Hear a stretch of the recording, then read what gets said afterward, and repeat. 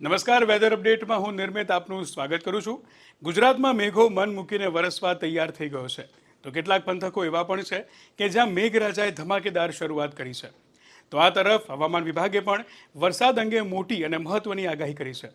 આજે ગુજરાતના કેટલાક જિલ્લાઓમાં અતિ ભારે વરસાદની આગાહી કરવામાં આવી છે, તેમજ કેટલાક જિલ્લાઓમાં ઓરેન્જ એલર્ટ પણ આપવામાં આવ્યું છે।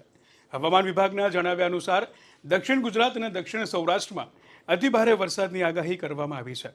આગાહીને અનુસાર સૌરાષ્ટ્રના ગીર સોમનાથ જિલ્લાના સૂત્રાપાડા, તલાળા, અમરેલી, સુરેન્દ્રનગર સહિત ભરૂચ, નવસારી, તાપી, વલસાડમાં વીજળીના કડાકા સાથે વરસાદનું આગમન થયું છે। 24 જૂનના રોજ અમરેલી, ભાવનગર, ભરૂચ, સુરત, વલસાડ, નવસારી, નર્મદા અને છોટાઉદેપુર જિલ્લાના કેટલાક વિસ્તારોમાં ભારે વરસાદ પડવાની આગાહી કરવામાં આવી છે।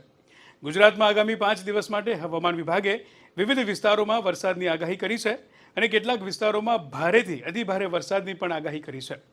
ગુજરાતમાં 10 જૂનના રોજ એન્ટ્રી બાદ ચોમાસું આગળ વધતું અટકી ગયું હતું અને માત્ર કેટલાક વિસ્તારોમાં છૂટોછવાયો વરસાદ હતો।